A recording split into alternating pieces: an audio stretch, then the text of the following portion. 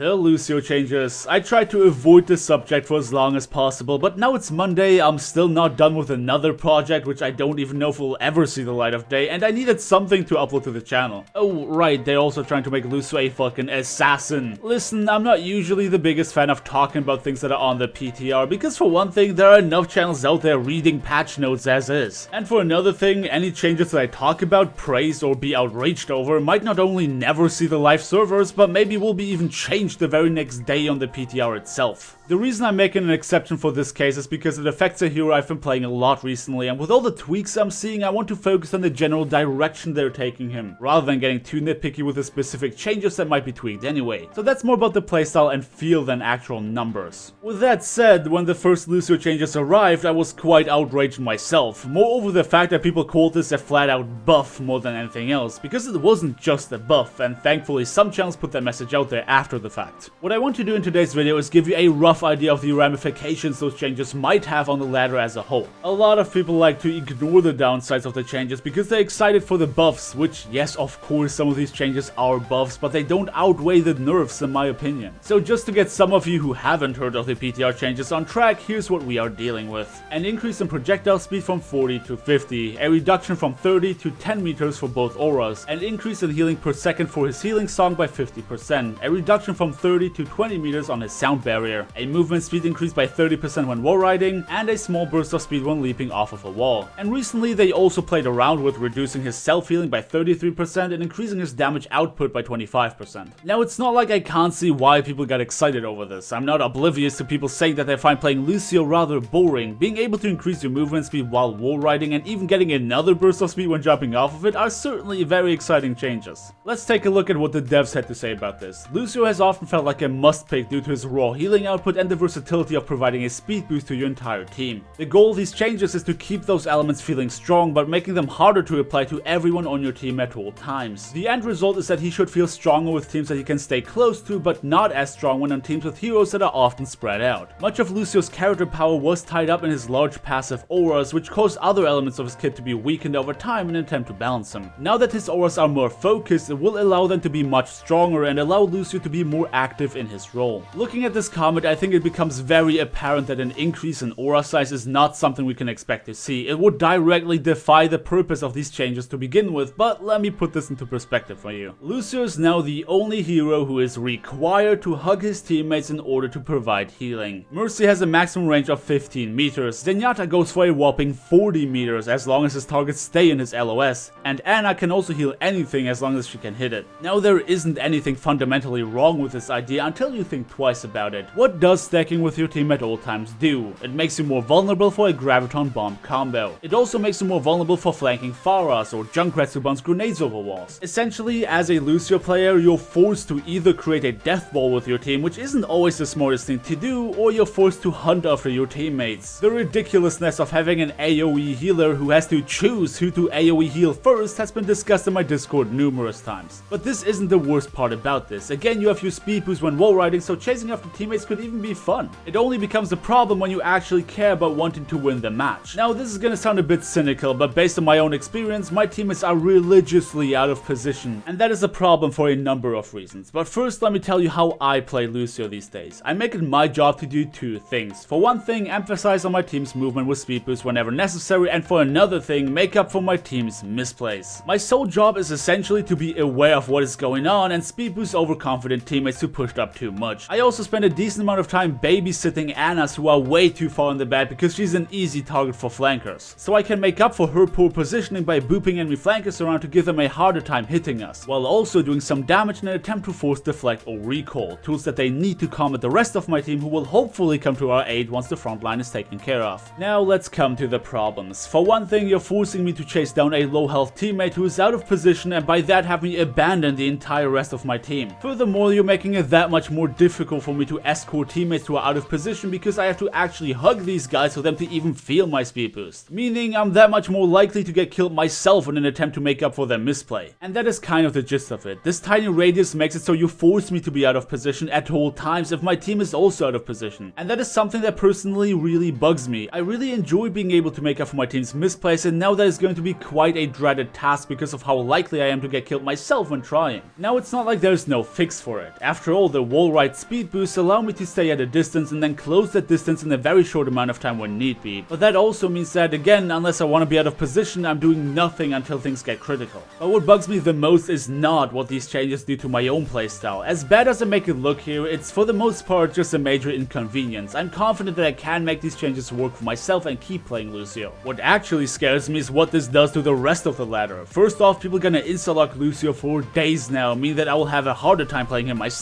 but what I envision to be a bigger problem is that infamous Genji Lucio. You know how we say that Ana players who prioritize damage over healing think they're playing Widowmaker? Well, with these changes, you're encouraging players to play Lucio as if he's Genji, and that is my biggest gripe. The entire overhaul just kind of contradicts each other. On the one hand, you give us awesome new mobility which we want to use, but on the other hand, we can't use it if we want to actually do our job as a support, since we need to hug our teammates at all times for them to feel any healing whatsoever. I like to compare it to McCree's ultimate. A hero that is built around the idea of good positioning due to his lack of mobility is forced to stand almost completely still and make himself a big, easy to hit target. It just kind of contradicts each other. Lucio has this reputation of being an easy pick, and so far having a bad Lucio is usually not that big a deal because he still has his massive auras. Now with these changes, a bad Lucio can actually be a bigger problem. And it's not like I've never seen bad Lucios myself, and hear me out here. The other day on Oasis I had someone insta-lock Lucio and force me to play Ana. Some of you might be aware that flankers and dive comps in general are very popular masters. So what happened was that the enemy Genji and Tracer would take me out of the fight all the time because my Lucio preferred diving the enemy backline rather than protecting his main heal from getting slaughtered. And things like this will happen on a way more regular basis. You will have the rise of Genji Lucio spending most of their time wall riding and using their abilities selfishly, leaving all the work to the other support. I had people say things like Lucio's healing was so insignificant that Ana was essentially solo healing anyway, but that makes no sense for a number of reasons. I mean, for one thing, the devs themselves highlighted his raw healing output to be significant. Furthermore, the only support that ever takes my gold healing is Mercy, and that's because she pretty much does nothing else but healing. Having Lucio take care of all the poke damage so the main heal can focus on the bigger chunks was very important, and now Lucio has to jump from teammate to do anything. I think what really grinds my gears on a personal level in this discussion is that people said he was not fun to play. I spent some time looking through comment sections and seeing how people felt about these changes, and there was a significant amount of Lucio players stating the same belief as me. And that is that most people who say Lucio is not fun to play have never invested the time in getting intimate with his kit and how to use it. So what you're essentially doing is changing a hero for those who don't want to play him anyway. Well, there are people out there who liked him just the way he was and they felt impactful and entertained while playing him. You don't have to like every single hero in the game. There are enough of them for you to choose from. Please don't encourage players who rarely touch that hero anyway to now pick him up and play him in the most retarded way possible. With that said, obviously there are a lot of Lucio mains out there who are very excited for these changes, and again I can see why they would be. When it comes down to it, every Lucio main has his own playstyle to a bigger or smaller extent, and it's very well possible that there are a bunch of players out there whose playstyle works just fine or maybe even better with these changes. It is only in my specific example that we're having a playstyle that suffers greatly from having a decrease in aura size. Again, not something I feel I can't work around, it's just an inconvenience. But when looking at the bigger picture of what this could do on the ladder as a whole and having people insta-lock him only to play him selfishly, I feel that more people should be concerned.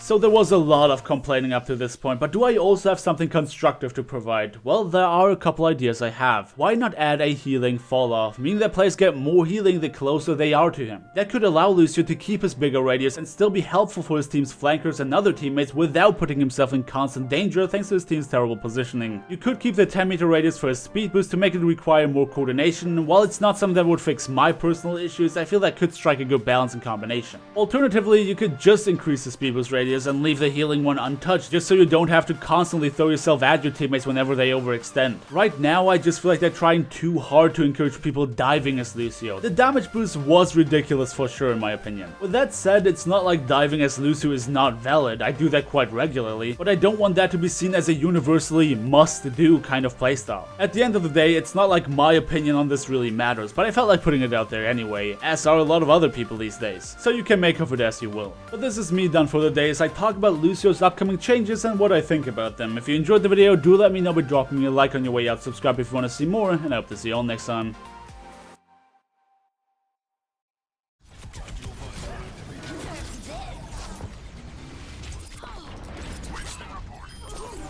Are you shitting me? You're dying for this.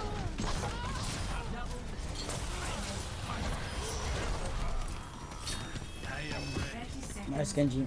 Good. I took that personal, I'm gonna be honest. I worked so hard to kill that fucking Mercy, and she just ults and is invincible. Fuck you. Fuck you.